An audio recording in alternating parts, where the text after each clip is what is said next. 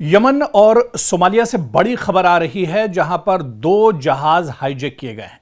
और बड़ी बात यह है कि ये दोनों जो जहाज हाईजैक किए गए हैं, इसमें 22 भारतीय शहरी भी शामिल हैं और इनको बड़ा खतरा बताया जा रहा है। इसी खबर को हम जरा तफसील से समझने की कोशिश करेंगे। आप सोचिए कि समंदर का एक वसी रास्ता है, समंदर में दूर तक आपको कुछ नजर नहीं आ रहा है, दूर दूर तक सिर्फ पानी, और अचानक कुछ जो समुद्री डाकू हैं वो तिजारती जहाज पर कब्जा कर लेते हैं।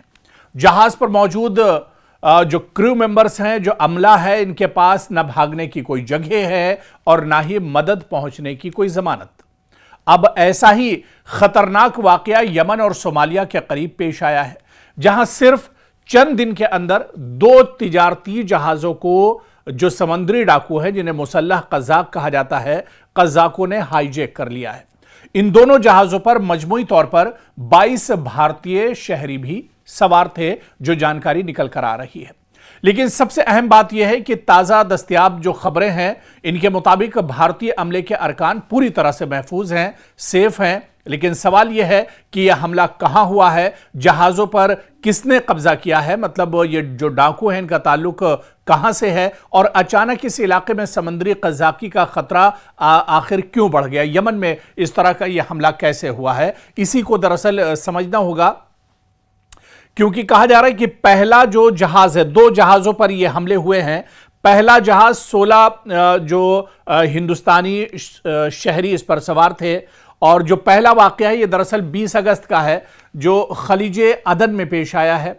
और आपको बताते चलें कि इस ऑयल प्रोडक्ट्स टैंकर, जो कि एरिट्रिया के परचम तले सफर कर रहा था, यमन के साहिल से करीब 30 मील नॉटिकल दूर था, कि जो मुसल्लह और जो समुद्री डाकू हैं उन्होंने इसे अपने कब्जे में ले लिया। और इस जहाज पर कुल 20 अफराद मौजूद थे, जिनमें 16 हिंदुस्तानी शहरी भी शामिल हैं।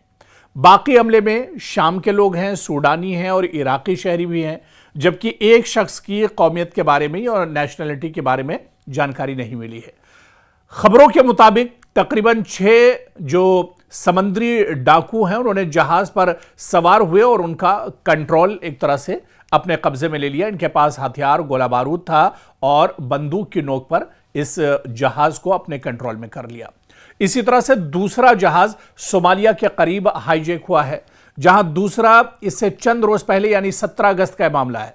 पहला मामला 17 अगस्त और उसके बाद दूसरा 20 अगस्त। 17 अगस्त को सोमालिया के इलाके पेंटलैंड के करीब ये पूरा मामला पेश आया है, जहां पर लुतुफ कैमरून नजाद परचम वाला कार्गो जहाज समुद्री डाकुओं के हाथ लग गया। और इस जहाज पर 10 लोगों का क्रू था, यानी 10 लोगों का अमला था, जिनमें 6 हिंदुस्तानी शामिल थे। यानी दोनों वाकयात को अगर मिलाकर देखा जाए तो इन दोनों जहाजों पर कुल मिलाकर 22 हिंदुस्तानी हैं जो शामिल हैं, इन दोनों जहाजों पर सवार थे।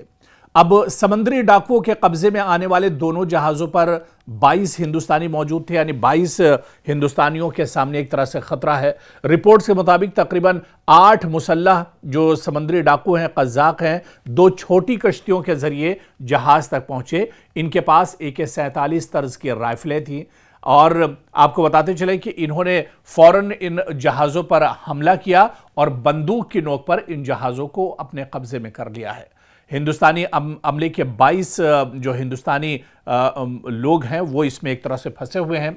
सरकार अब इसमें किस तरह से काम करेगी, किस तरह से इन हिंदुस्तानियों को बचाया जाएगा। लेकिन जो ताहाल खबर है, मौजूदा जो अपडेट है वो यही है कि हिंदुस्तानी जो शहरी हैं एक तरह से महफूज हैं। जो कज़ाक हैं, जो समुद्री डाकू हैं, उनसे एक तरह से बातचीत चल रही है, राब्ता किया गया है, और घबराने की इसमें बात नहीं है। लेकिन इतना ज़रूर है कि जब समुद्री रास्तों में इस तरह की डकैती होने लगे, इस तरह के वाक़े पेश आने लगे, तो फिर तिजारत के लिए बहुत बड़ा अलार्मिंग है, ट्रेड के लिए बहुत बड़ा ख़तरा है। आने वाले दिनों में जो आलमी ताकतें हैं वो इसको लेकर किस तरह से एक रोड मैप तैयार करेंगी, किस तरह से इस पर एक गौर व फिक्र किया जाएगा, ताकि आने वाले दिनों में इस तरह के वाक़ये पेश ना आए, और जो समुद्री डाकू हैं उनकी जो नापाक हरकतें हैं उस पर भी एक तरह से काबू पाया जाए।